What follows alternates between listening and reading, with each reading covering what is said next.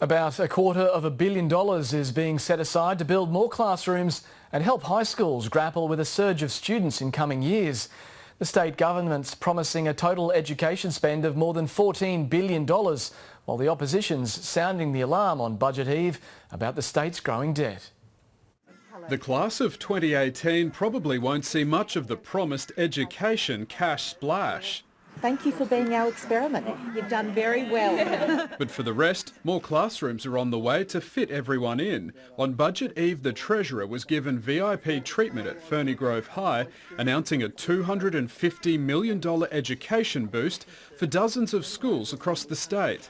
We have schools in high growth areas in Queensland that need to respond to general population growth. More than 60 schools will see new money across the next 2 years. Ferny Grove will get the most, $18 million for a 3-storey building. Well, the Premier likes to talk about records, so let's talk about them. 5 new taxes, that's a record.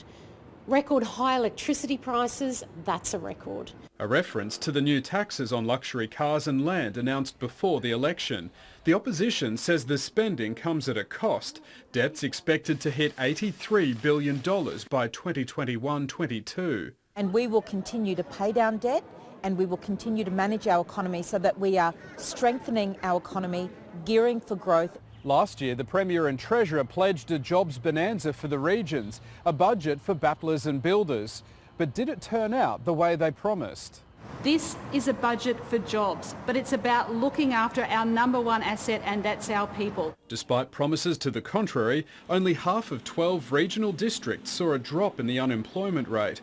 Ipswich saw the biggest jump, up to 8.7%, followed by Logan, the Darling Downs, Wide Bay, Fitzroy and the Sunshine Coast. We know that in some areas of our state they are still doing it tough, and we don't take that for granted. Townsville saw the biggest drop to 8.5%, followed by Mackay, Cairns, Gold Coast and Toowoomba. Outback Queensland remained unchanged at a staggering 12.6%. I think if you go to towns like Townsville and Cairns and suggest to them that there isn't an unemployment problem there, then I think you'd be laughed at. But for the one with the purse strings, it's smiles all round. Josh Bavis, ABC News, Brisbane. And state political reporter Josh Bavis joins us now from State Parliament. Josh, there's been lots of focus on waste lately. Are there any plans to address that in tomorrow's budget? Well, Matt, a $100 million fund will be set up from the surplus revenue collected in the incoming waste levy. And that's in a bid to encourage environmentally friendly options for dealing with all of that rubbish. Now, councils and private businesses will be able to apply for some of this money by the way of grants. And it's in addition to the rebates on offer to councils to help them deal with the waste levy when it's introduced early next year.